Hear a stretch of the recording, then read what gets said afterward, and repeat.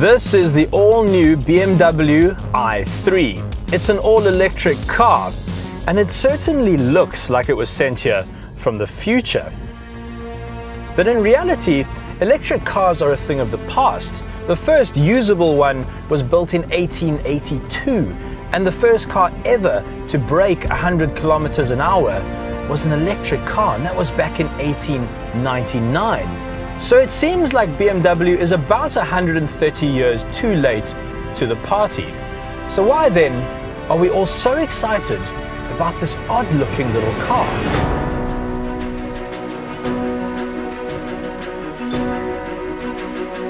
What makes this car revolutionary and why it's so important can't even necessarily be seen. The car is made in two parts.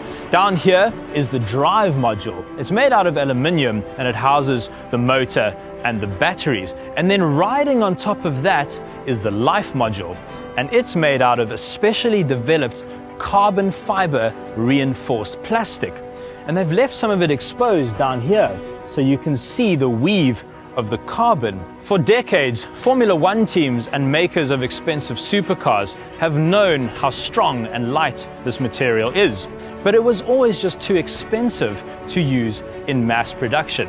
It took over 10 years, but BMW are now making this material at a scale and a cost which helps it make sense in the real world. It is the key ingredient in the i3 formula. It makes it very light, and when it comes to electric cars, lightness is critical. And that is because of batteries. Batteries here are quite important, and they're very heavy. So if the rest of the car was heavy, this whole exercise would be completely pointless. So because of that carbon fiber, the i3 manages to be light and offer decent range and speed. And here's its biggest surprise. This thing is quick. 0 to 100 in 7.2 seconds. That's not far off my favorite little hot hatch, the Ford Fiesta ST, which we recently raced against the Polo GTI. But it's the way this car deploys its power. Everything happens instantly from 0 RPM. So you touch the accelerator and all of a sudden you are very far away. It's brilliant. It's very addictive. Drive like a hooligan though, and you will eat into your range. However, driving normally, you should be able to get about 130 to 160 kilometers on one charge. Stick it in Eco Pro Plus, and you'll be able to get nearly 180 kilometers. And that's when you'll need to recharge. If you live in a home with a garage, BMW will send a company round to your house who will install an iWallbox. This will charge your i3 in 3 hours or less. Load shedding is only 2 hours long. There's more than enough time overnight to charge your car. The i3 needs about 19 kilowatts, which in my area is 30 Rand. Yep, 30 Rand for a full charge. But the car also comes with this convenient charging cable, which lives in the nose. It plugs into any wall socket. That's all good and well, but I park down here and I live up there.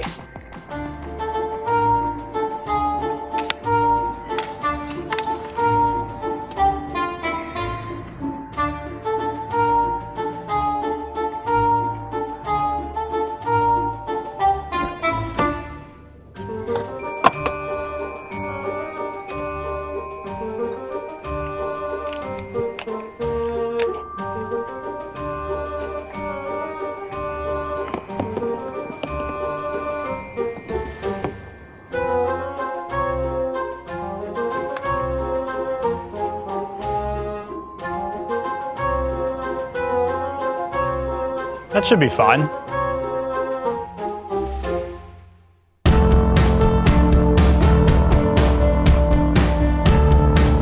Let's be honest, at 525,000 Rand, I'm not exactly the target market for a new BMW i3. So I'm willing to forgive it my unique charging problems, because this car is like nothing else I've ever driven. Just being in here is fantastic. It's like a concept car that managed to escape from the design studio before they had a chance to make it dull. Just look at the swooping dashboard. It's actually open pore eucalyptus. and 100% of the textiles in here are recycled. It's a very bold, very brave design, and I love it. Taking your foot off the accelerator slows the car down so much that it actually activates the brake lights. And that's because the motor is using your momentum to charge the batteries. And so you learn a new way of driving using one foot. You just gently feed the throttle in and gently come off again when you want to stop. It's actually very relaxing, and being relaxed is very good for your range. You'll also find the money you'll save quite relaxing. At 30 Rand to do about 150 Ks on one charge, it works out much cheaper than an equivalently sized family car. Let's say your car is doing 8-10 liters to the 100. That's about 150 Rand to do the same distance. 5 times cheaper. And don't get me wrong, I love fossil fuels. I love the noise and the drama of internal combustion. But I think that we all know in our hearts and in our minds that at some point we are going to have to break our addiction to oil. And I really feel that this is the car to help us start.